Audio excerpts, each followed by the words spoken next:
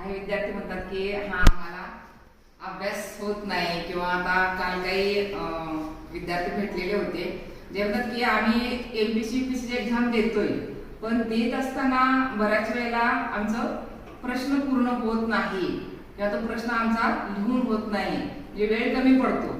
असं का होतं? लक्षात घ्या मित्रांनो, असं होण्याचं कारण आपली प्रॅक्टिस कुठेतरी कमी पडत असते. म्हणजे आपलं असं विल पॉवर असते की नाही, इच्छाशक्ती म्हणतो आपण, ती इच्छाशक्ती मला असली पाहिजे की मला हा प्रश्न पूर्णपणे लिहून एवढ्याच वेळेमध्ये पूर्ण करायचा आहे. यासाठी खूप प्रॅक्टिस तुम्हाला करायला लागते. एक छोटंसं उदाहरण तुम्हाला सांगते. एका गावामध्ये छोटा मुलगा असतो, छोटा म्हणजे बराच मोठा असतो, तो त्याचं नाव असतं गोपाळ. तर ते बऱ्याच वेळेला त्याला सगळे गोप्या गोप्या चिडत असतात, कारण त्याच्या कुठलीही गोष्ट लक्षात राहत नाही. म्हणजे अभ्यासामध्ये सुद्धा त्याला काय होतं की बऱ्याच वेळेला कॉन्सन्ट्रेशन न होत असल्यामुळे तो बऱ्याच विषयामध्ये नापास होत असतो. मग एक दिवशी असं झालेलं असतं, जेव्हा रिझल्ट येतो तेव्हा तिथे मुख्याध्यापक सांगतात की अरे तुला तर मार्क कमी आहेत, काही विषयामध्ये तू नापासच आहेस, त्यामुळे रिझल्ट घे आणि घरी जायला पडल्याला घेऊन येऊ द्या. आता हा घरी जातो, घरी गेल्यानंतर आईला सांगतो. आई म्हणते भाऊ तिथे शेतामध्ये कामाला जा, कारण तुला काही हा अभ्यास होत नाही. आणि वडील येतात, म्हणतात काय झालं? रिझल्ट दाखवतो आणि म्हणतो की तुम्हाला शाळेमध्ये उद्या बोलवलेलं आहे. पण शाळेमध्ये मी कशाला जाऊ, त्यापेक्षा तू शेतामध्ये कामाला चल, काम तर करशील शेतामध्ये.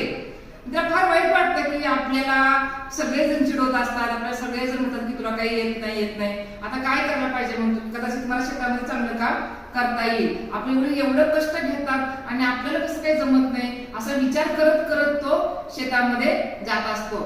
शेतामध्ये गेल्यानंतर तिथे एक विहीर असते शेतामध्ये, विहीर जवळ जातो, म्हणतो आपण पाणी तर पिऊया म्हणतो. तिथलं पोहऱ्याने पाणी काढत असतो. मग पाणी काढत असताना त्या विहिरीजवळ एक दगड असतो, त्या दगडाला काही खाचा पडल्या दिसतात आणि तो ते बघतो, पाणी पितो आणि घरी निघून जातो. आणि अजिबात आई वडिलांना बोलत नाही किंवा शाळेमध्ये कुणाला काही बोलत नाही, सतत तो अभ्यास करत असतो. आणि ज्या वेळेस 10वीचा रिझल्ट येतो त्यावेळेस त्याला तो पूर्ण शाळेमध्ये पहिला तो विद्यार्थी आलेला असतो. मग त्याला विचार करतात की काय झालं की बाबा तू एवढा अभ्यास केलास, कसं काय सगळं जमलं, म्हणजे कुणी तुला शिकवलं, कुठला कोचिंग क्लास लावलास, म्हणजे असं त्याला सगळे विचार असतात. तेव्हा तो म्हणतो की मी कुठलाही कोचिंग क्लास लावला नाही, मी कुठलाही ट्युशन लावलं नाही. तर मला ज्या टाइमला आई वडील सांगितली शेतामध्ये जा, त्यावेळेस मी शेतामध्ये गेलो आणि तिथं मी पाणी पित असताना त्या विहिरीवरती जेव्हा पोहऱ्याने मी पाणीवरती काढत होतो तेव्हा ज्या दगडावरती काही खाचा पडलेल्या होत्या त्या मी पाहिल्या, तेव्हा माझ्या डोक्यामध्ये आलं की एवढा जर कठीण दगड ते छोट्याशा रस्सीनं ओढून ओढून जर तो एवढा दगड फुटत असेल किंवा त्याला खाचा पडत असतील, तर मग माझ्या पण डोक्याला जर मी सारखा घासत राहिलो, म्हणजे मी सतत अभ्यास करत राहिलो, म्हणजे एकच प्रश्न मी 10 वेळा जर लिहून काढला चांगल्या पद्धतीनं, तर मी का पास होत नाही हे माझ्या डोक्यामध्ये त्यावेळेस आलं. आणि मी घरी जाऊन प्रत्येक प्रश्न 10-15 वेळा लिहून काढायला लागलो. लक्षात ठेवा मित्रांनो, जेवढं तुम्ही लिहित असता तेवढा तुमचा चांगला अभ्यास होत असतो. कारण लिखाण केल्यामुळे काय होतं, तुमची डबल प्रॅक्टिस होत असते. एक तर तुम्ही पाहता, लिहिता आणि मनामध्ये ते उच्चार करत असता, त्यामुळे काय होतं, प्रॅक्टिस चांगली होते आणि तो प्रश्न तुमच्या पूर्णपणे लक्षात राहतो आणि वेळेवरती तो प्रश्न पूर्ण लिहिला जातो. असंच त्याने केलं आणि तो 10वीमध्ये पहिला आला.